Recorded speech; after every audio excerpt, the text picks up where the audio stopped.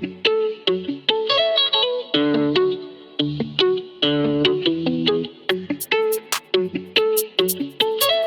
everyone, Clay from Brooklyn, Football with the Fellas. It's all about Big Blue. Here in what we know in the Northeast as brick. It is brick, hence the hoodie, the ski cap. I am playing, it's cold. I am so glad that the Giants don't have a game in the next few days in this weather because I would not expect them to show up, and I know I wouldn't show up. Anyway, so what I do know is going to happen in the next few days is a couple of college all-star games. And I haven't heard too many of us talking about that. So I just wanted to kind of mention that on Tuesday is the East-West Shrine game. And that's Tuesday, this coming Tuesday, January 27th. And next Saturday, a week from today, January 31st, is the Senior Bowl. So, we always send scouts down, everybody does, to watch these two games. And there's a handful of players in both of those games that I really feel like the Giants should be paying attention to. I know I will.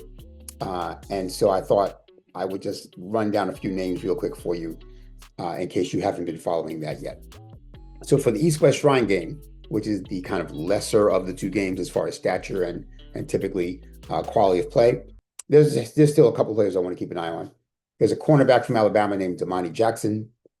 Domani Jackson is not an especially consistently good cornerback, but he does seem to step up in big games in big ways. He's had a couple of big plays in the playoffs, and so when the college playoffs take place, sometimes players sit them out because they're getting ready for the draft. And here's a guy who not only doesn't sit him out, but he is, shining. He's always a turnover machine in those big games. So I'm going to keep an eye on Domani Jackson. He's a good athlete. He's not a great cornerback, but he may be a good special teams player. And like I said, he's got a nose for the football, and I am mad at you for that. As far as interior defensive linemen, there's DeMonte Capehart from Clemson. There's Dante Corleone from Cincinnati. There's Darrell Jackson Jr. from Florida State.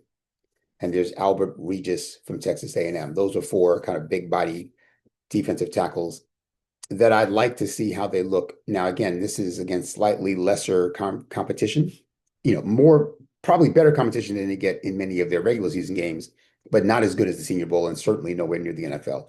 So I'd like to see them dominate, in this East-West Shrine game, in the practices and then in the actual game, if we're going to have any interest in them at all. And all of them, to be honest, are probably day three guys.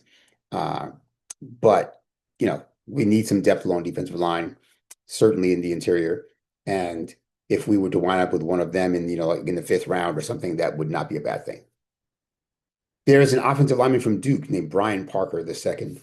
Brian Parker is playing at Duke, so I automatically kind of take with a grain of salt how well he's been playing. But the fact is, he has played well. He looks like a solid pro prospect, and of course, every now and then there's a good offensive lineman comes out of Duke's program as well. Maybe not the quarterbacks, I won't go there, but whatever. But yeah, Brian Parker II is someone I'm keeping an eye on. There's an inside linebacker from LSU named Harold Perkins, who's a little on the small side, but I do think that he is worth keeping an eye on. Again, maybe he's a special teams guy.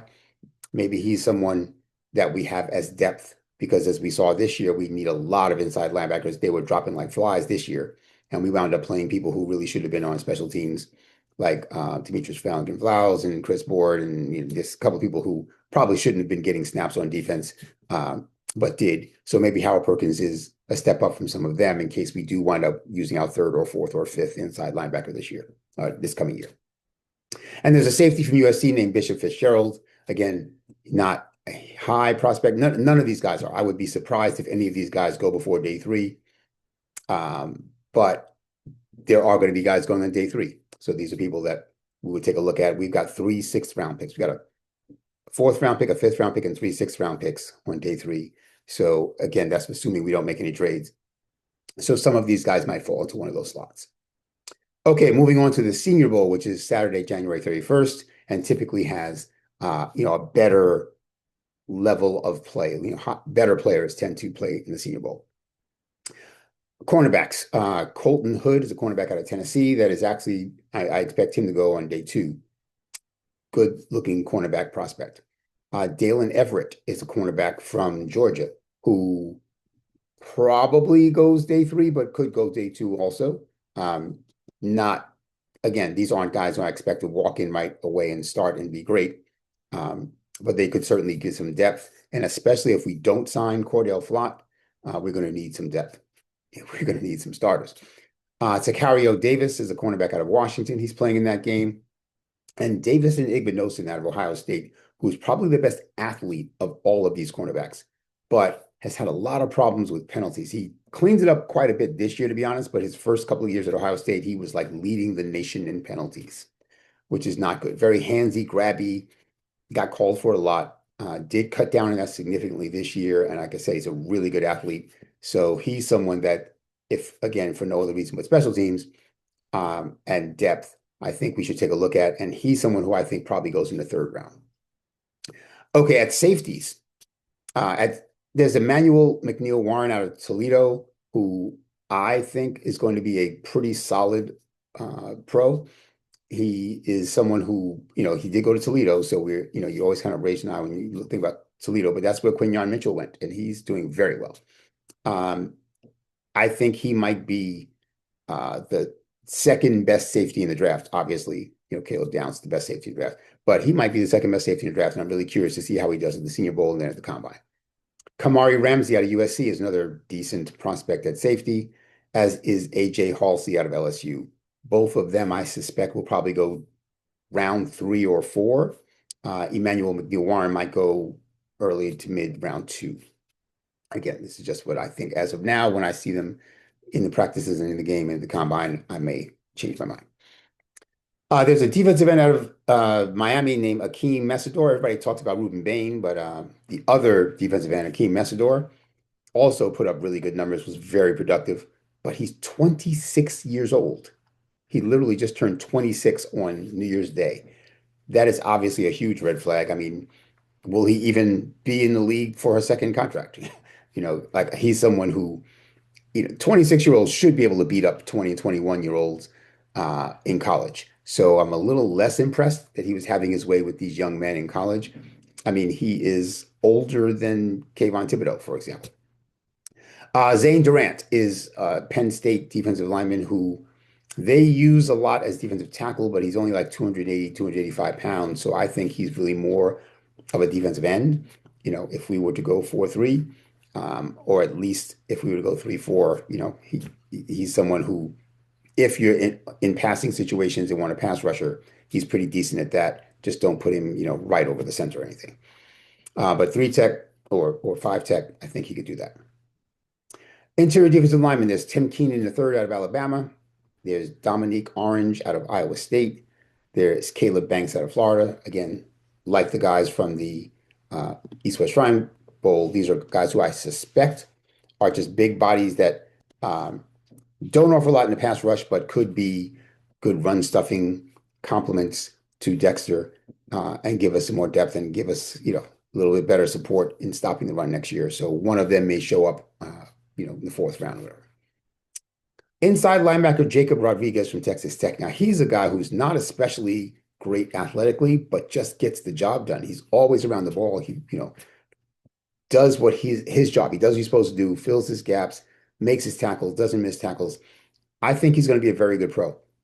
I think he's someone who's underrated. He reminds me of Teddy Buchanan in last year's draft, who was out of Cal, was someone who I had a crush on as well and was hoping we would have picked up. And a lot of people were saying, oh, he's not fast enough. He's not a good enough athlete. And he's killing it for Baltimore. And Jacob Rodriguez seems like someone from that kind of cut from that cloth, like just is a good football player, even if not a great athlete. There's a couple of interior offensive linemen, Emmanuel Pregnon from Oregon and Gennings Dunker from Iowa, who will both be in the Senior Bowl. I like both of them a lot. I could see taking either of them, honestly, in the 2nd round.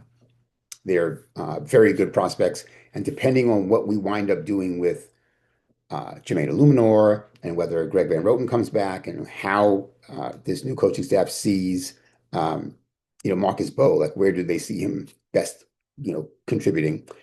It seems to me that Emmanuel Pregnon and Gennings Dunker are the kind of people that we very possibly could be looking to add in that 2nd round to kind of reinforce that offensive line, which was better last year than it had been in a long time. but we're still kind of middle of the pack. And like I said, there's already a couple of people who might be gone. So it's really a good idea to kind of reinforce that. And last but not least is a punter from Georgia, Brett Thorson, who I pick in the 6th round on every mock draft that I make. He is a great punching prospect, and I'm really getting tired of this Scottish hammer. It is time to move on. Brett Thorson should be one of our 6th round picks. We got 3 6th round picks. He should be one of them. So that's who's going to be in the Senior Bowl and the East West Shrine Bowl that I'm going to be keeping an eye on. But I'd love to know who you're going to be keeping an eye on. What are your thoughts about the people I just mentioned? Do you have anybody that I didn't mention that you want to add? It's always nice to hear from you guys. Please like, share, subscribe, comment, all that good stuff. Again, Clay from Brooklyn, Football with the Fellas. It is all about Big Blue. And I'm out.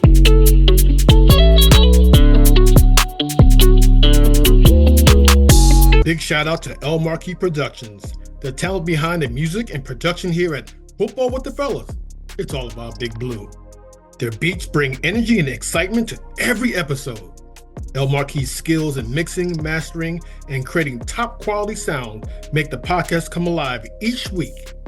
For your own projects, check out elmarquisproductions.com and take your sound to the next level.